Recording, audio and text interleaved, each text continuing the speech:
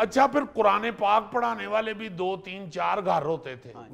हम मेरा वो भी तजुर्बा है। हमारे तो खैर मोहल्ले में बहुत बड़ी शख्सियत जमात इस्लामी के गुजरांवाला के अमीर काजी मोहम्मद फाजल साहब मरहूम रहते थे, तो हम लोग उनके घर सपारा पढ़ने भी जाते थे। उनकी बेटी थी, सारे उनको फुफो कहते थे, फुफो बनवर साहिबा। तो उनके पास कुरान पाक और तर्जुमा पढ़ने के लिए जाते थे। मैं हैरान होता हूँ कि वो लोग किधर चले गए हैं। वो किधर चले गए हैं लोग जो अपने बच्चों की तरह ही सारे मोहल्ले के बच्चों का ख्याल करते थे, सारे मोहल्ले के बच्चों की तालीम और तरबियत का ख्याल करते थे। अच्छा, फिर इसी तरह अगर किसी के घर में कोई खत्म है या कुरान खानी है तो सारे मोहल्ले के बच्चे बैठे होते थे। जी बिल्कुल सर। आजकल तो मस्जिद से बच्चे लाने पड़ते हैं ना, मोहल्ले का बच्चा तो कोई नजर ही नहीं आता कि आके वो बैठे, या अपनी फैमिली में से नहीं कोई बैठते बच्चे। वो मस्जिद से बच्चे आते हैं और कुरान खानी में हिस्सा लेते हैं। तो उस वक्त ये भी बड़ा एक अजीब मोहब्बत का सिलसिला था कि किसी का पता चलना कि वहाँ के घर में कोई कुरान खानी है या कोई फौत हो गया है तो वो कुरान पाक पढ़ना है, तो सारा मोहल्ला समेत बच्चे वहां पे बैठा होता था। आजकल तो बच्चे सिर्फ मोबाइल में बैठे होते हैं। हाँ जी, हाँ जी, हाँ जी, हाँ जी, वो चीजें गायब हो चुकी हैं। अजीजी, मादियत ने ना, जो ये जिसे हम कहते हैं ना कि कमर्शियलिज्म या मटेरियलिस्टिक जो एक अप्रोच है, उसने इन तमाम चीजों को खत्म कर दिया। अच्छा, एक और बात, पढ़ाई लिखाई से हट के एक बात जी। अगर किसी के पास गाड़ी है या मोटरसाइकिल है तो वो सिर्फ अपने बच्चे को नहीं स्कूल लेके जाता। अव्वल तो हम पैदल जाते थे स्कूल, अगर किसी के पास को गाड़ी मोटरसाइकिल होता था और वो लेके साइकिल के दूसरे के बच्चे को भी बिठा लेते थे साइकिल पे भी। हाँ, तो चलो तुम भी बैठो। जिस स्कूल में जा रहे हैं उस स्कूल का अगर कोई बच्चा है या रास्ते में किसी स्कूल का कोई बच्चा मोहल्ले में है तो उसे साथ ले जाते थे बाकायदा आवाज दे के। ये भी खत्म हो चुका हुआ है जी। यार, यहां तक मुझे याद है कि कोई सब्जी वगैरह लेने जा रहा है ना कोई दूर से, तो वो भी पूछ लेता था कि यार मैं मंडी जा रहा हूँ सब्जी लेने, कुछ मंगाना है तो बता दो। तो उन्हें ही डर होंदा है कि यार ये भेजिया नहीं मोटे नु ते राह च खा ना लवे। कश्मीरी बाबा है ना, नहीं कश्मीरी साहब, 2 किलो गाजरा मंगाओ तो वापस आने तक आधा किलो रह जाए, 1.5 किलो बाट सब राह च खाए।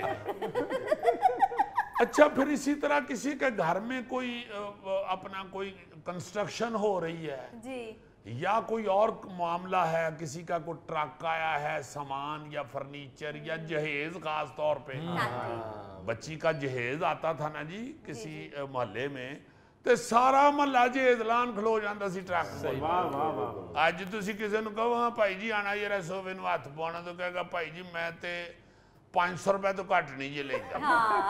अजीजी, शादी में भी मोहल्ले के लड़के खुद ही खाना तकसीम करते थे। हाँ जी, हाँ जी, सारा मोहल्ला जो है वो लगा होता था शादी में, कुर्सियां लगा रहा है, कोई तकरीब, कोई किसी किस्म की, कोई अल्लाह ना करे कोई फौतगी, कोई दुख, कोई ऐसा, हर जगह पे हर सिचुएशन में सारा मोहल्ला एक दूसरे का साथ देता। बिल्कुल अजीजी भाई, वो जब बारात में लाइन लगा के तो खाने की पराते हाथों हाथ आगे जाती थी जी जी, थैला भाई भी लाइन में लगे, और कद छोटा है, इन्होंने उत्तों सारियां लंघ गईयां, इन्होंने एक भी नहीं फड़ी।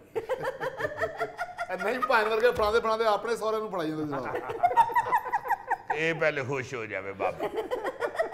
अच्छा, फिर एक और बड़ी मजेदार बात आपको याद कराऊं जी। किसी का मेहमान आता था ना किसी गांव से या दूसरे शहर से, वो याहिर है वो ट्रांसपोर्ट का सिस्टम इतना तेज नहीं था होता, तो बेचारे अक्सर स्टेशन पे उतर के पैदल ही आते थे या तांगे शांगे पे बैठ के। तो घर नहीं ना अगर मिल रहा, किसी का कोई मेहमान गुम हो गया है, किसी और मोहल्ले में किसी और गली में चला गया है, तो वो उनको अगर पता होता था कि ये असल में किसका मेहमान है तो वो घर तक छोड़ने आ जाते थे, बाकायदा दूर दूर से छोड़ने आ जाते थे। यार तुहाडा मेहमान बेचारा मार्केट च फिरन डे सी, ए जे भाई जी इन्हां दा घर हो बेचारा मैं गुआच गया,